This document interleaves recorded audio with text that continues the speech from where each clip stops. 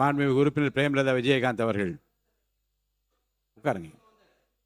உட்காருங்க. மாண்புமிகு உறுப்பினர் பிரேமலதா விஜயகாந்த் அவர்கள் உட்காருங்க. உட்காருங்க. உட்காருங்க. உட்காருங்க. உட்காருங்க. உட்காருங்க. உட்காருங்க. உட்காருங்க. ஓகே, பேசுங்க. பிரேமலதா விஜயகாந்த் அவர்கள்.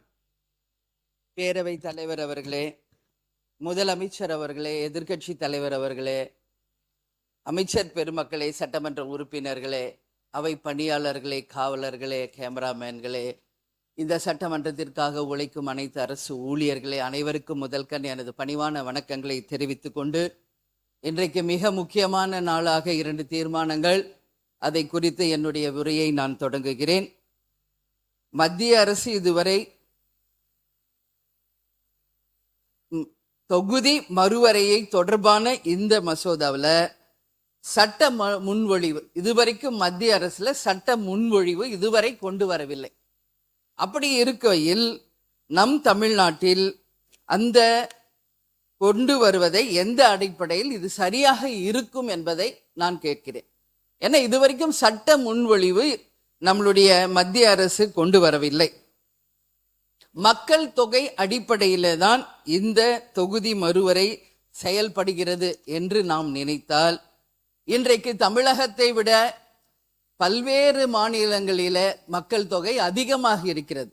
அந்த மக்கள் தொகை அதிகமாக இருக்கிறது என்ற ஒரு காரணத்துக்காக தமிழ்நாட்டில் இருக்கின்ற எம்பிக்களினுடைய எண்ணிக்கை குறைய வாய்ப்பு இருக்கிறது. எனவே மத்திய மாநில அரசுகள் இரண்டும் கலந்து எல்லா மாநிலங்களுக்கும் 50% நாடாளுமன்ற உறுப்பினர்கள் எண்ணிக்கையை கணிசமாக உயரும் வகையில் சமமாக கொண்டு வர வேண்டும். அப்பொழுதுதான் தமிழ்நாட்டிலும் நம்மளுடைய எம்பிக்களுடைய எண்ணிக்கை உயரும் என்பதில் மாற்று கருத்து இல்லை. அதே போல 543 எம்பிக்கள் இருக்கின்ற இடத்திலே 815 எம்பிக்கள் வருவதற்கு வாய்ப்பாகும். இன்றைக்கு நிலையில் தமிழ்நாட்டில் மொத்தம் 39 எம்பிக்கள் மட்டுமே இருக்கின்றார்கள். இந்த தொகுதி மறுவரையின் மூலமாக கண்டிப்பாக தமிழ்நாட்டுக்கு 59 எம்பிக்கள் வருவதற்கு வாய்ப்புகள் இருக்கின்றது.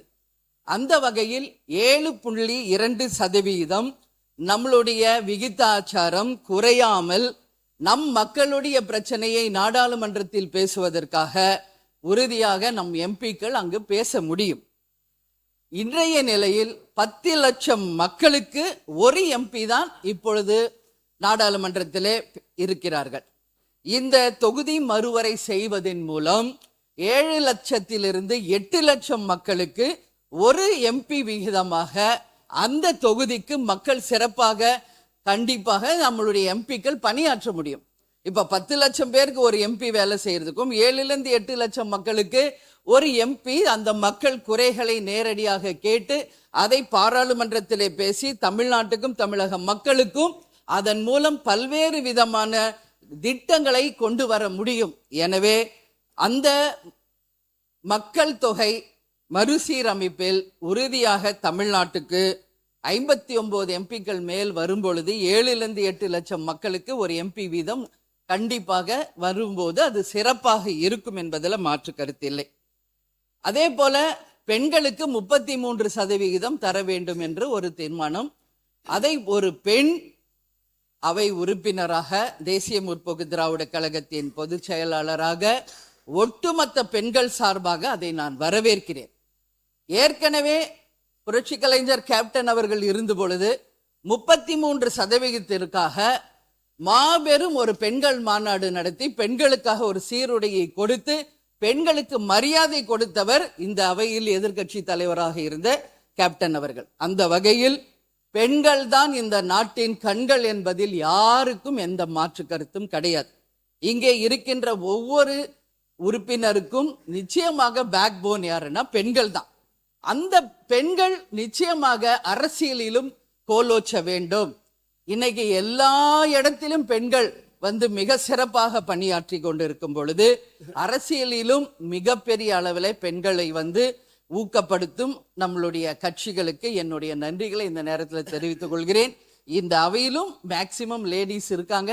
ஸோ அதை முதலமைச்சர் அவர்களுக்கு நிச்சயமாக இந்த நேரத்தில் பெண்கள் சார்பாக நான் நன்றி சொல்லும். இன்னும் இந்த விகிதாச்சாரம் அதிகமாக வேண்டும் என்பதையும் இந்த நேரத்தில் நான் கேட்டுக்கொள்கிறேன்.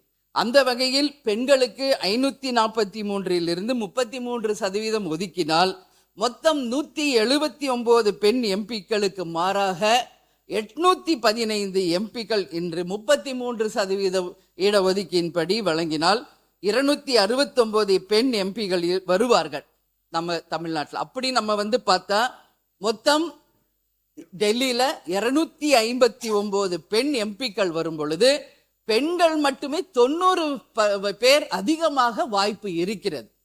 அதனால நிச்சயமாக இந்த 2 தீர்மானங்களிலுமே ஒன்று, மத்திய அரசு சட்ட முன்வடிவு கொண்டு வர வேண்டும். அதற்கு பிறகுதான் தொகுதி மறுசீரமைப்பை பற்றி நாம் ஆய்வு செய்தால் சிறப்பாக இருக்கும் என்ற என் கருத்தை கூறுகிறேன். பெண்களுக்கு 33% வழங்கி நிச்சயமாக நமது தமிழ்நாட்டில இந்த 39 எம்பிக்களை 59 எம்பிக்களாக உயர்த்தி 7-8 லட்சம் மக்களுக்கு ஒரு எம்பி வீதம் டெல்லியிலே சென்று தமிழ்நாட்டிற்காக குரல் கொடுக்கும் பொழுது நிச்சயமாக தமிழ்நாட்டை இன்னும் நாம் மிகப்பெரிய அளவிலே வளர்ச்சி பாதைக்கு கொண்டு செல்ல முடியும். மக்களுக்கும் மத்திய அரசின் மூலம் கிடைக்க வேண்டிய பணிகளும் திட்டங்களையும் கொண்டு வர முடியும். மத்திய அரசின் மூலம் மாநில அரசும் நிச்சயமாக அந்த திட்டங்களை கொண்டு வர முடியும் என்பதில் மாற்று கருத்து இல்லை என்பதை என்னுடைய கருத்தாக கூறி வாய்ப்பு கொடுத்த நமது பேரவைத் தலைவருக்கு நன்றி கூறி அமர்கிறேன். நன்றி, வணக்கம். மாண்புமிகு பேரவைத் தலைவர் அவர்களே, மாண்புமிகு முதல்வர் அவர்களே, மாண்புமிகு அமைச்சர் பெருமக்களே, மாண்புமிகு எதிர்கட்சி தலைவர் அவர்களே, மாண்புமிகு சட்டமன்ற உறுப்பினர்களே, இந்த அவசரம் என்ற எதற்கு என்று எனக்கு புரியவில்லை. இன்னும் அவர்கள் சில உறுப்பினர்கள் சொன்னது போல் ஒரு முன்விடிவு காலகட்டத்தில் தான் அந்த பரிசீலனை தான் இருக்கின்றது. ஆனா மாற்றம் ஒன்றுதான் நிரந்தரம். Changes R only permanent. அந்த மாற்றம் மக்கள் வேண்டும் என்றதனால்தான் இன்று நீங்கள் எல்லாம் இன்று அமைச்சரவையில் இருக்கிறீர்கள். ஆனால் காலப்போக்கில் அந்த மாற்றத்தை நாம் தேவையான மாற்றத்தை, ஆக்கப்பூர்வமான மாற்றத்தை நாம் ஏற்றுக்கொள்ள வேண்டும். அவர்கள் சிலர் சொன்னாங்க 550 பேர் அமரக்கூடிய ஒரு மண்டலத்தை, சபையை கட்டியிருக்கிறார்கள் என்று. 850 பேர்.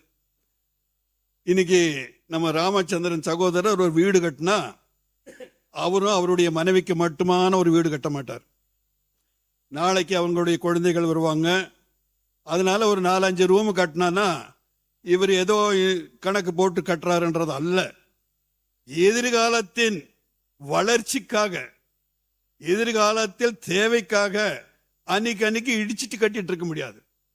அதனால ஒரு திட்டம், எதிர்காலத்தை நினைத்து அடுத்த தேர்தலை நாங்கள் நினைக்கவில்லை, அடுத்த தலைமுறை, அடுத்த ஜெனரேஷன் நாங்கள் நினைக்கின்றோம். அதனால அந்த காலகட்டத்தில் தேவைப்படும் என்பதற்காக அந்த மாதிரி ஒரு நிலைமையை அவர்கள் உருவாக்கி இருக்கிறார்கள். தவிர அதற்கு உள்நோக்கமே ஒரு வெஸ்டட் இன்ட்ரெஸ்ட் மாதிரி, ஒரு களங்கப்படுத்துகின்ற மாதிரி தயவு செய்து உறுப்பினர்கள், மாண்புமிகு உறுப்பினர்கள் தவிர்க்க வேண்டும் என்று கேட்டுக்கொள்கின்றேன். இன்னைக்கு நம்ம என்ன பண்றோம்? ஊராட்சி மன்றம் எல்லாம் இன்னைக்கு பிரிக்கிறோம். அதே மாதிரி ஊராட்சி மன்றத்தை பேரூராட்சி பண்றோம், பேரூராட்சியை நகராட்சி பண்றோம். இந்த மாதிரி ஏன் பண்றோம்? நிர்வாக வசதிக்காக, அடிப்படை அந்த மக்களுக்கு அடிப்படை வசதிகள் செல்ல வேண்டும் என்பதற்காக. என்னுடைய தொகுதியை எடுத்தா கூட நீலகிரியில் ஒரு பாராளுமன்ற உறுப்பினர்னா 4 மாவட்டத்தை அடங்கியது. நீலகிரி, பெரியார், திருப்பூர், இந்த மாதிரி ஒரு 4 மாவட்டத்தை அடங்கிய ஒரு எம்பி இருக்கிறார். அந்த 4 மாவட்டத்தை போய் அவர் பார்க்கறது, நிர்வாகம் பண்றது. ஜனத்தொகை எல்லாம் அதிகமாக வரும்போது நிச்சயமா இன்னும் கொஞ்சம் அதை பிரிச்சு பண்ணும்போது நல்ல ஜனங்களுக்கு ஒரு சேவை செய்கின்ற வாய்ப்புகள் கிடைக்கும் என்ற நல்லதொரு எதிர்காலத்தை நினைத்துதான் இந்த மாதிரி ஒரு திட்டங்களை தீட்டியிருக்கிறார்கள். அதுல ஒரு கருத்தை நான் ஏற்கின்றேன். எந்த காரணத்தை கொண்டும் தமிழகத்துக்கு ஒரு இழப்பு ஏற்படக்கூடாது. அந்த வகையிலே நமது பாராளுமன்ற உறுப்பினர்கள் ஒருநிலைப்படுத்தி தமிழகத்தின் நலனை கருத்தி இங்கு கட்சி வேறுபாடு இல்லாமல் அந்த நிலை வரும்பொழுது, அந்த மாதிரி ஒரு நிலை வரும்பொழுது எல்லோரும் அமர்ந்து அந்த மத்திய அரசை கேட்டு இந்த மாதிரி இருக்கிறது, எங்களுக்கு இழப்பு வரக்கூடாது, எங்கள் மக்களுக்கு வரக்கூடாது என்பதை உணர்ந்து செய்தால் அதில் தவறு இல்லை. ஆகவே இவ்வளவு அவசரப்பட்டு ஒரு தீர்மானத்தை கொண்டு வருவதை எங்களுடைய பாரதிய ஜனதா கட்சி ஏற்றுக்கொள்வதில்லை. ஆகவே இந்த தீர்மானத்தை நாங்கள் எதிர்க்கின்றோம். மாண்பு உறுப்பினர் கணேஷ்குமார் அவர்கள்.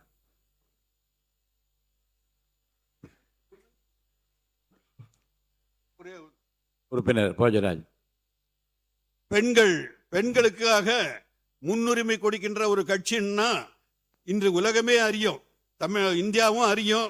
பாஜகவை பற்றி அந்த அளவுக்கு பெண்களுக்கு முக்கியத்துவம் கொடுக்கிற ஒரு கட்சி, என்றும் அந்த பெண்களுக்கு முக்கியம் கொடுக்க வேண்டும் என்பதை நினைக்கின்ற கட்சி.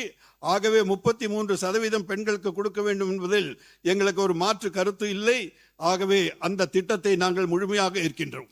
மாண்பு உறுப்பினர் கணேஷ்குமார்.